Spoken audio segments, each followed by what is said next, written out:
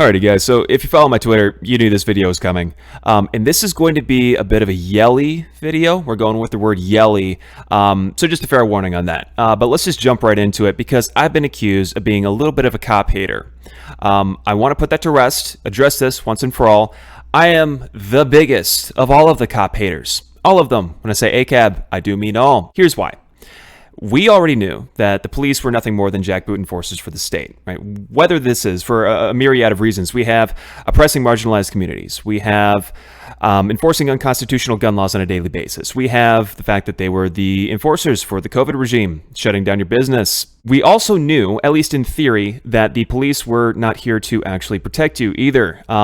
As was shown in the DeShaney versus Winnebago and Town of Castle Rock versus Gonzalez, the Supreme Court has ruled that police agencies are not obligated to provide protection of citizens. So we knew that in theory, right, that they're basically jackboot enforcers and don't actually keep us safe. However, I don't think most people realized how bad it was until about a day after Uvalde, when we actually started getting the real details of what really happened there. While the Texas shooter murdered children and teachers for an hour, heavily armed police stood outside. Not only did they refuse to stop the shooter, they even stopped parents from trying to do so themselves, even pinning a man down to stop him. First things first, when Ramos, the shooter, got there, he actually encountered a police officer, right? This is after he had already shot his grandma in the fucking face. He got there, was encountered by a police officer, no shots were fired, and Ramos was able to go into the school, right? Now here, the parents are trying to go in because the police are not doing anything, and the police actually do more to stop the parents going into the school than to stop the shooter going into the school. What's more, the original lie was that Ramos had body armor and that's why they couldn't stop him. This turns out to be false. He had a plate carrier on with no plates. Could have shot right through him, would have been over, the children would have been fine. But they didn't do that. Here we have heavily armed police. If you skip forward a little bit ahead in this video, yep, look at this motherfucker right here. We have what appears to be body armor, at least, a ballistic helmet. I don't think anybody wears a ballistic helmet without body armor, so I think we can safely assume that's what he's got on. So this guy is actually significantly more ready to go than the shooter was. So what the fuck? So of course, this has spawned some really epic memes from the Vanguard. Cops when they see some kids smoking pot. Cops when they see an active school shooter. Facts. The case for reallocating police funds to our education system has literally never been stronger.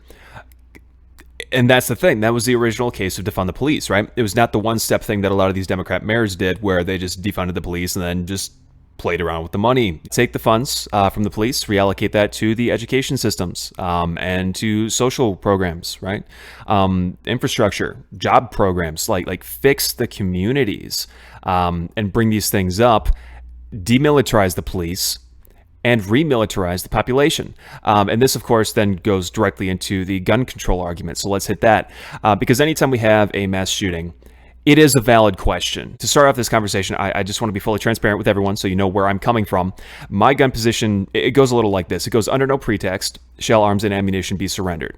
And any attempt to disarm the workers must be frustrated by force if necessary. It comes from a based Giga Chad named Karl Marx. Here's the thing. Here's the position, right? So people are talking about we see what just happened, right? And so they're talking about, do we ban AR-15s? Ilhan Omar was calling for that. Do we even ban handguns? Because there was a school shooting about 6 months ago from a 15-year-old in Michigan who took a SIG to school and shot up a bunch of people with it. That's a handgun, right?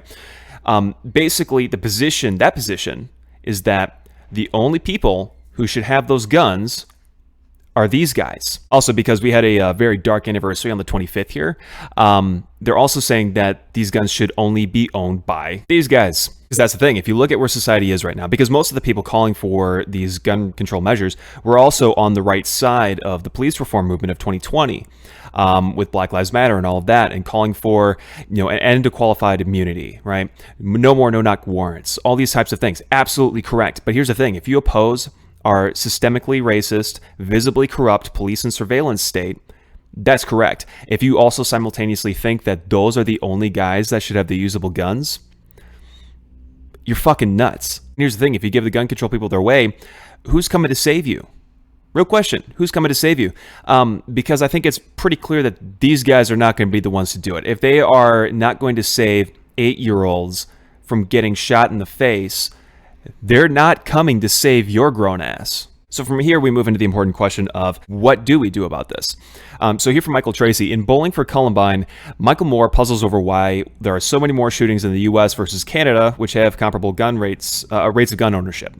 He concludes that the issue isn't guns per se, but unique American cultural pathologies. Is this still an allowable theory? Moore points out that the day of Columbine shooting, 4/20/1999, I'm really trying not to make a joke about that, also happens to be the day Bill Clinton dropped the most bombs on Yugoslavia during that war, with the suggestion being that Americans have been conditioned to embrace mass violence. We are a country, we are an economy, we are a government, we are a society of violence. This country, if you go back a couple hundred years, built on Native American genocide.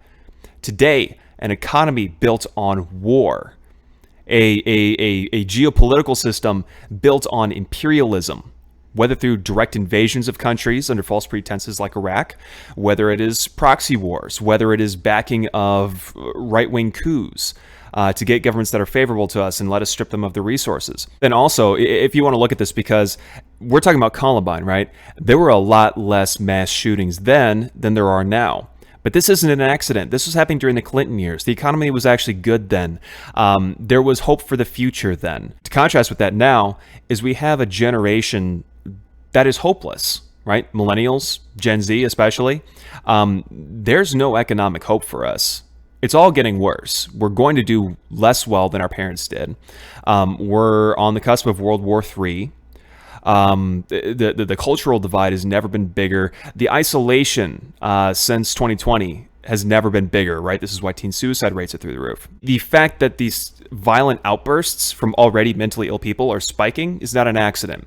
So if you don't address those underlying causes, nothing's going to change. There's already 400 million guns in the country. You could ban all new gun sales.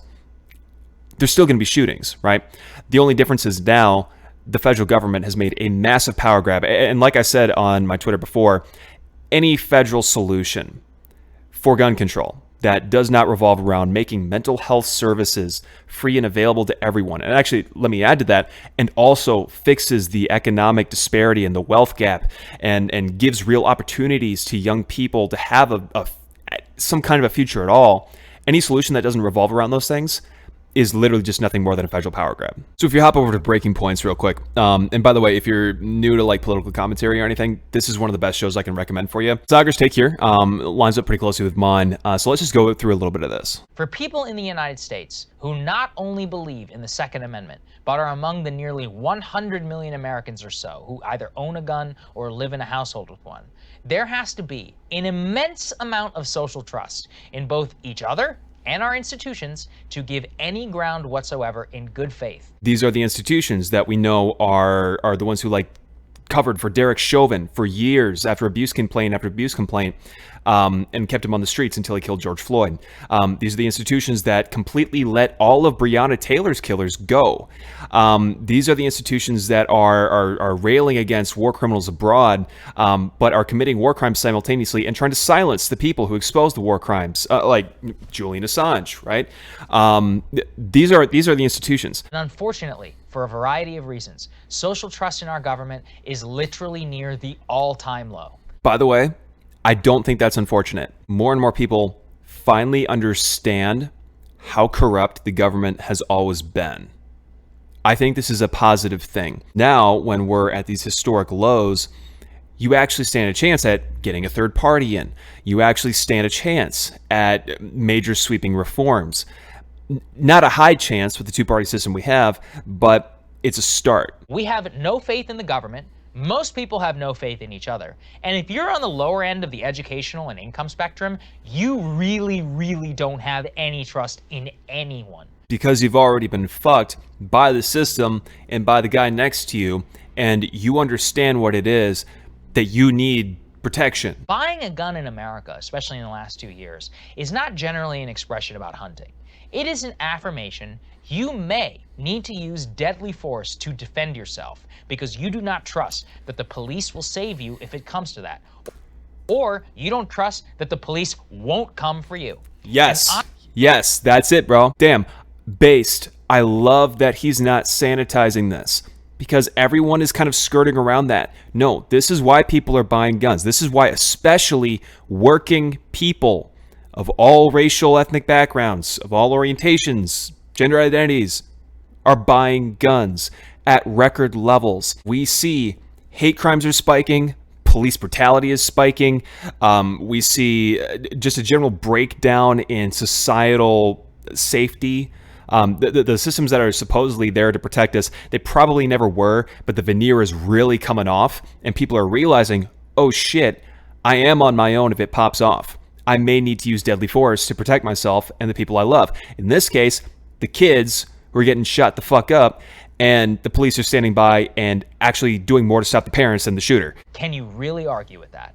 We were forcibly locked down by our government for months, longer than it was needed in large swaths of this country. The sitting president denied the election results and tried to implement a soft coup. And yes, we had riots in the street, which billions of dollars in property was burned. Again, this is why Saagar's the best conservative, because he's giving like a balanced look at this. And by the way, just to be clear, burning or looting a target is not comparable to taking over the capital of the United States, but neither are good and neither really accomplish anything. Just to sidetrack a little bit, the one act of like burning something down that I was 100% okay with was when the people of Minneapolis went to the police precinct that was hosting Derek Chauvin, ignoring his abuse complaints, and it had hundreds of untested rape kits in the back spanning like a decade.